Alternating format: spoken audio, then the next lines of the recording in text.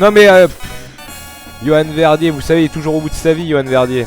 Alors, donc anecdote, bar à Berlin. Donc on cherche un bar à Berlin. Il est, nous sommes samedi soir. Il est, non, nous sommes pas samedi soir, on est dimanche. Nous sommes vendredi soir. Nous cherchons un bar à Berlin. Ok, jusque là vous suivez. Jusque là c'est ok.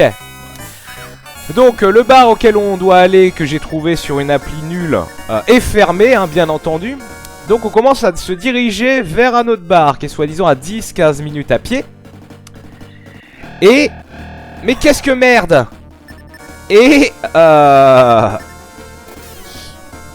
puis paf, on passe à côté d'un ce qui a l'air d'être un bar. Il y a de la lumière, donc il y a Olivier Jacquet qui ouvre la porte, enfin qui dit ça se trouve là on peut y aller. Je fais attends, je vais aller voir, je me renseigne si on nous reçoit alors qu'on est une dizaine, et surtout si ça ouvre longtemps.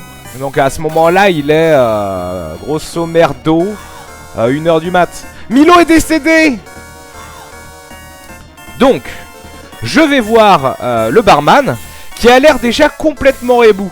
Un mec très très grand, trapu, tatoué, en mode comme ça. Je lui fais tu parles anglais? Il me dit yeah yeah. Bon alors la vérité c'est qu'il parlait 2 mots d'anglais. Et je lui dis bon mec on est 8 donc en anglais je dis mec on est 8, est-ce qu'il y a moyen de moyenner? Est-ce que tu restes ouvert longtemps? Donc là il me dit dans un anglais slash allemand approximatif, tant que vous êtes là, on picole avec vous.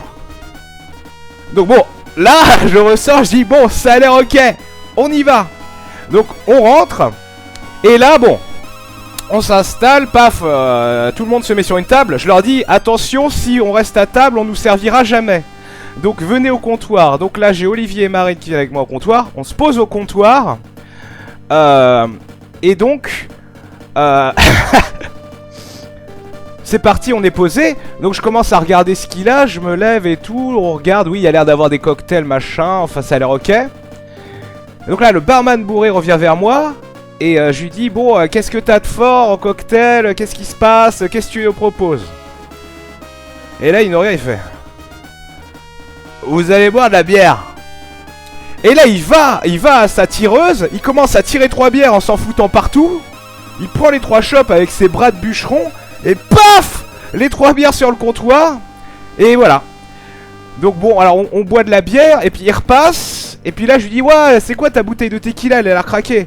Et ça déchire. Super bonne tequila. Et puis bon il se casse. Et 4 secondes après il revient. Paf! Shot de tequila. Et là je leur ai dit bon, ça paraît évident qu'on va rien payer. Ensuite son notre barman plus jeune, qui avait l'air un peu sobre quand on est arrivé, est devenu de plus en plus bourré. Et quand on lui demandait un whisky coca, il dit ouais, il remplissait entièrement le verre de whisky et mettait une lichette de coca pour la couleur.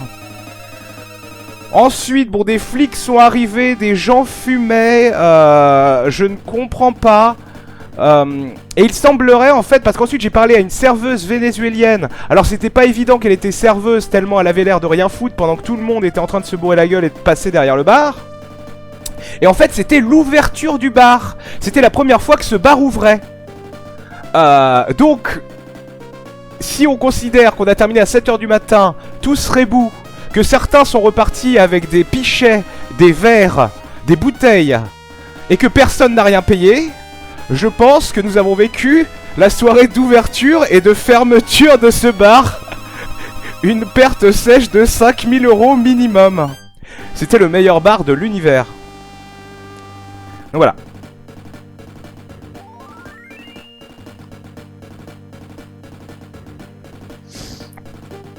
C'était le meilleur bar de l'univers.